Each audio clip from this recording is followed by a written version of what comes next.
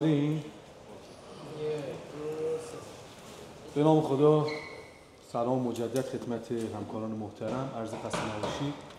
با کنفرانس پس از بازی داماش و سایپا و کنفرانس جناب آقای نظر محمدی سرمربی تیم داماش در خدمت شما هستیم. لطفاً 15 دقیقه وقت کنفرانس رو رعایت کنید و قبل از پرسش نام رسانه و اسم خودتون رو هم ذکر بفرمایید. در خدمت جناب آقای نظر محمدی هستیم و نظرشون رو در اتاق بازی میفرمایید.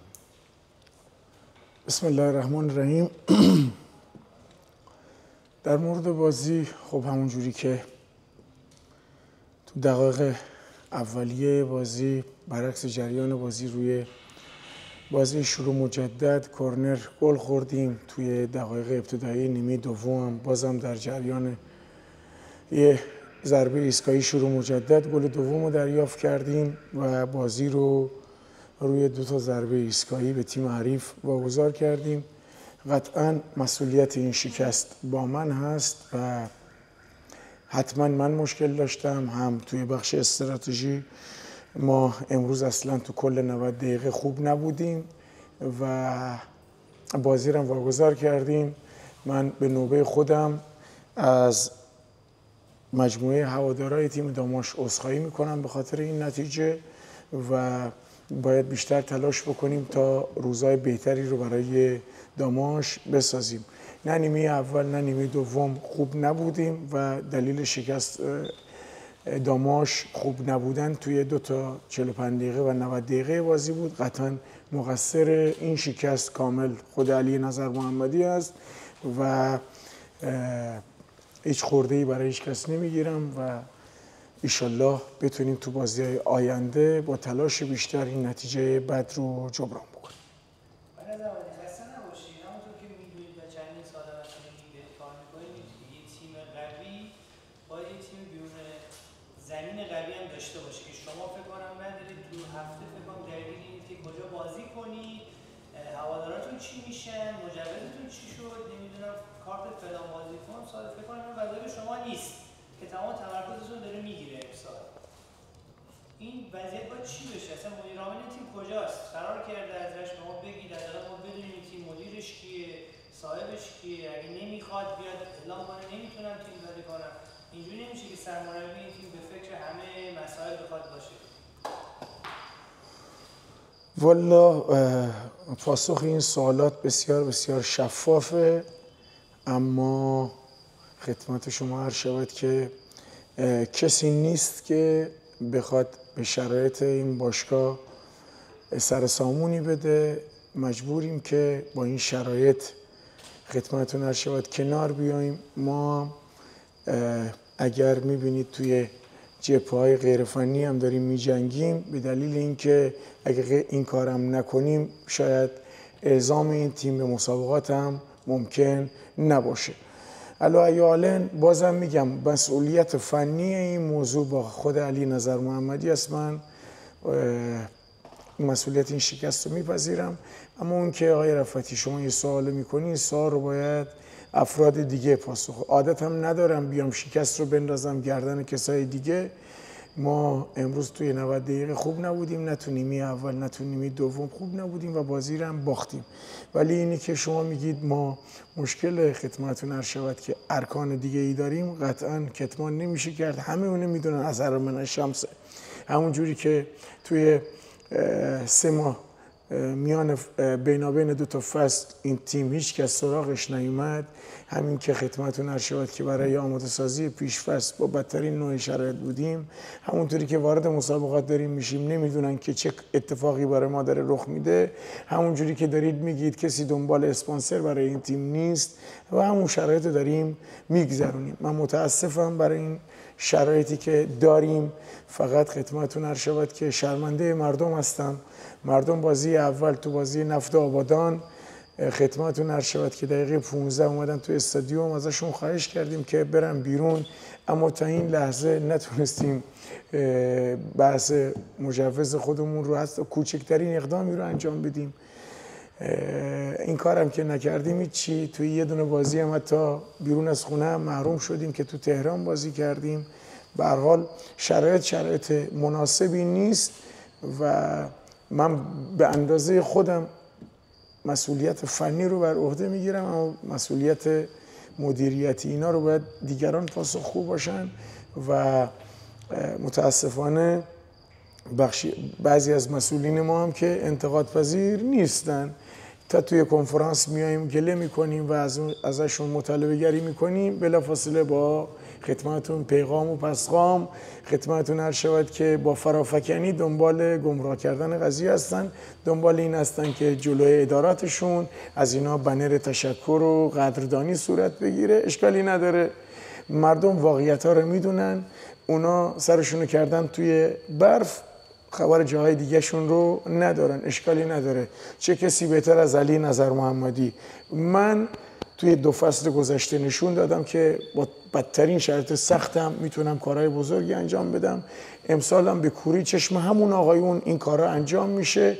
حالا ممکنه که یه جایی به این نتیجه برسیم که ادامه همکاری ما به نفع داماش نباشه که قطعا اون موقع حتما با یه دونه خداحافظی خدمتتون عرض شود که ترک فعل میکنیم که یکی بیاد بهتر از ما بتونه تیم رو کمک بکنه بهش. ولی تا اونجایی که توان داریم نمیذاریم که این نماد و هویتی که توی شهر رشت با نام داماش خیلی ها رو ناراحت میکنه، سعی میکنیم که این پرچم رو رفراشته نگه داریم و امیدوار هستیم که تو هفته‌های آینده شرایطمون بهتر باشه. به هر حال یکی از بازی‌های خیلی سختمون توی این فصل اول بود بازی با سایپا که نتونستیم ازش اندوخته ای رو برای خودمون اضافه بکنیم. قطعا هفته آینده بازی با مثل کرمان برنامه جدیدی خواهد بود. اگر خدمتتون عرض شد که مشکلات غیر فنی به ما اجازه بده، قطعا اونجا هم شرایطمون بهتر خواهد شد، هم نتیجه بهتری سعی میکنیم که کسب بکنیم. از این شکست به اندازه کافی درس میگیریم، به اندازه کافی خودمون رو تنبیه میکنیم و خودمون رو آماده میکنیم برای بازی هفته آینده. خسته نباشید. اولا که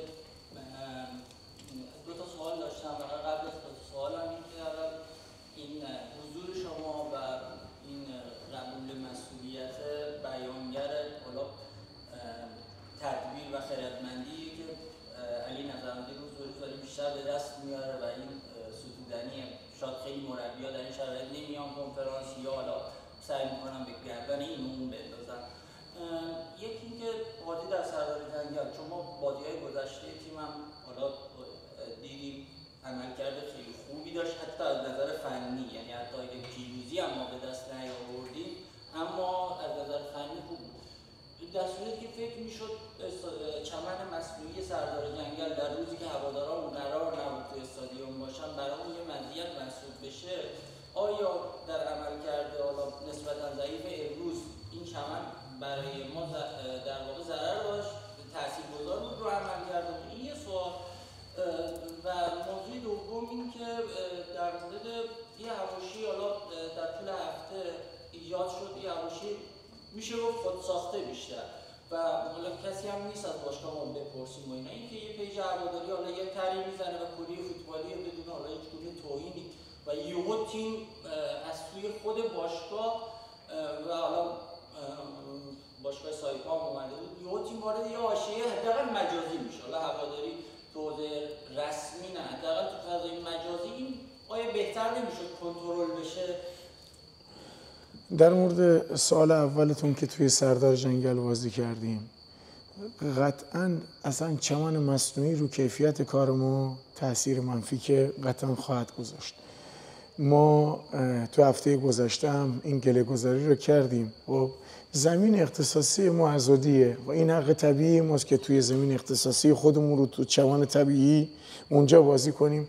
چه کنیم که خدمتتون عرض شود که قصور بعضیا که بهشون برم میخوره بهشون یادآوری میکنیم، حداقل یه عذرخواهی هم نمیکنن، این شجاعت رو ندارن، این جنم رو ندارن، همش باید ازشون تعریف و تمجید بشه. من از طرف اونا از هوادارا عذرخواهی میکنم، از مجموعه باشگاه داماش عذرخواهی میکنم.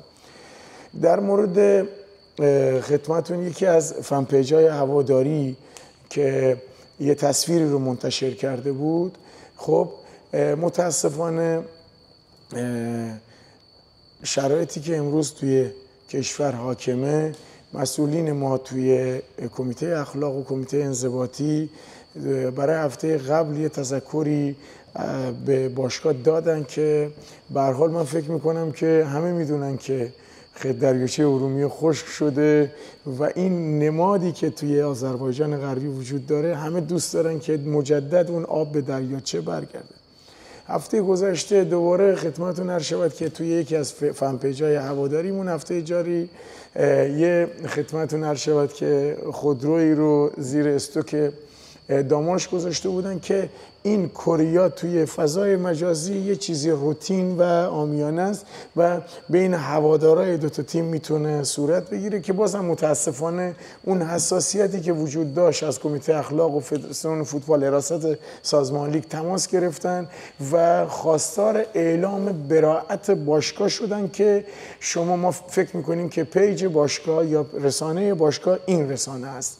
به همین دلیل باشگاه یک بیانیه ای رو فرستاد بیرون که خدمتتون عرض شود اعلام براءت کرد. منم اعتقاد دارم که خدمتتون عرض شود که این کوریای فضای مجازی بین تیم‌ها یا هوادارهای تیم‌ها چیزی بسیار بسیار طبیعیه و این حساسیت سازمان لیگ یا حراست یا کمیته انضباطی رو متوجه نمیشم. ای کاش که به خیلی از مسائل دیگه توی فوتبال ایران ورود میکردن و اینقدر حساس میشدن. متاسفانه نداشتن ساختار تو باشگاه داماش و زیرساخت باعث شده که هر کسی به راحتی به خودش اجازه بده یه سنگی به سمت باشگاه داماش روونه بکنه. من اینجا دست تک تک هوادارامونو میبوسم. تمام پیجای هواداری که تو طول فصل ورزشی از ما حمایت میکنن قطعا قابل ستایش هستن و چیزی از ارزش‌های اونها کم نمیشه و اگر این بیانیه هم صورت گرفته من باب این بود که اعلام براءت بشه که باشگاه رو متحمل جریمه انضباطی نکنن که ما خودتون میدونید آقای اصغرزاده که جونی نداریم که جریمه انضباطی هم برای ما بازم مجدد در انتهای کنفرانسم از هوادارهای تیم داماش به خاطر این نتیجه بد توی خونه عذرخواهی میکنم. مسئولیت این شکست رو میگیرم.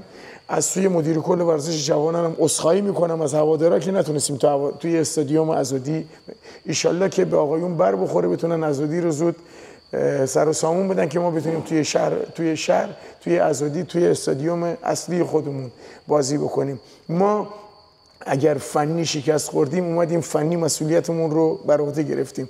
شما اگر 4 ماه زمین رو به حال خودش رها کردید الان تازه به یادتون افتاده که زمین رو میخواید آماده بکنید، حداقل یه عذرخواهی هم از جامعه فوتبال شهر رشت، از هوادارهای داماش، از باشگاه داماش هم داشته باشید. حالا فکر کردید که 2 تا بازی یه کمکی به باشگاه توی اعزام تیم کردید، فکر کردید که چه کار بزرگی انجام دادید؟ به خاطر اون کار پوانم که از باشگاه گرفتید. الان 2 تا بازی مگه شما کمک کردید ما وارد مسابقات شدیم؟ ما اصلا به حضور شما، به وجود شما اصلا نیاز نداریم. ما با کمک هوادارمون این راه هم طی می‌کنیم. همون جوری که همین هوادار قبلا هم گفتم که تونست این باشگاه رو سرپا نگه داره. باز هم این مسائلی که گفتیم مسائل حاشیه‌ای چیزی از این کم نمیکنه که من زیر بار مسئولیت این شکست شونه خالی کنم. مسئولیت این شکست با منه. قربان شما.